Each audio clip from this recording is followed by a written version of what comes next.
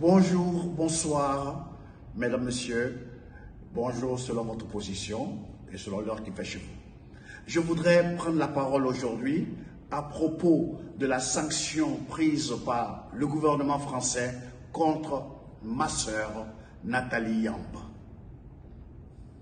Je trouve cela injuste et illégal pour un pays comme la France, le pays de la liberté d'expression. Nathalie Yamb ne peut pas être bâillonnée. Elle a le droit en tant qu'Africaine de défendre son continent et son peuple. Un peuple qui a besoin d'être reconstruit. Et Madame Nathalie Yamb est parmi ceux et celles qui sont en train de reconstruire l'homme africain, qui a été déconstruit pendant plus de 5 siècles. Je ne parle pas de l'esclavage arabo-musulman, donc on va dans les 1200 ans. Alors je vous en prie, vous n'avez pas ce droit. Quand vous avez défendu la liberté d'expression, quand Charlie Hebdo a été victime de ce que nous savons tous, vous avez fait des marches pour défendre la liberté d'expression.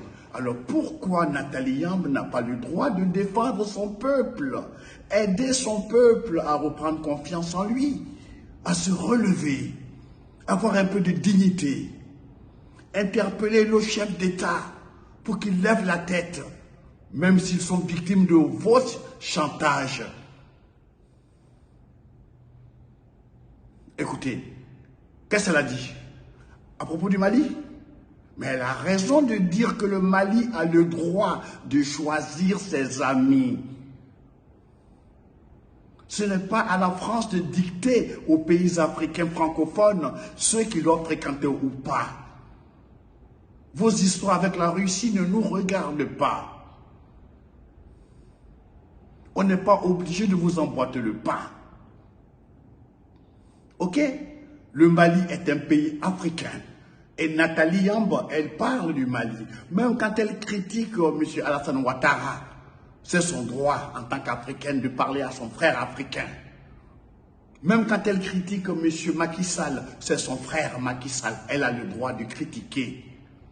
Mais vos journalistes, même souvent dans votre Assemblée nationale, vous humiliez nos présidents. Quand on parle des présidents africains, on parle de quoi? De dictateurs. Ce sont les dictateurs que vous avez placés à la tête de notre pays. Vous leur avez mis le flingue à la tempe, chantage politique. Écoutez, Nathalie Yamb a le droit de dire ce qu'elle dit. Et vous n'avez pas le droit de l'interdire d'arriver en France. Parce que, si on veut parler de réciprocité, ne poussez pas trop le bouchon. Parce qu'il y a des milliers de jeunes africains qui écoutent Nathalie Yamb. On a besoin de ces paroles. Ça nous soigne, ça soigne nos blessures. Il ne faut pas la bâillonner. Elle n'a pas dit d'attaquer les ambassades de France. Elle a dit aux Africains de prendre de la dignité, de prendre de l'épaisseur. Elle a le droit de dire ça. En France, là-bas, il y a des gens qui nous méprisent, qui parlent mal des Africains, qui nous insultent avec leur insolence, leur arrogance. Des mal élevés notoires. Ils ont le droit. Mais pourquoi pas Nathalie Yamb? Écoutez, ce n'est pas juste. Je voudrais m'adresser à M. Macron. Vous avez dit que la France-Afrique, c'est fini.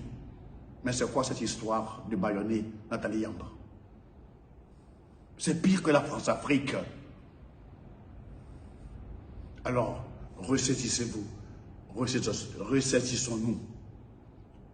Ne poussons pas les gens à prendre des décisions comme l'ont fait les Algériens. La valise ou le cercueil.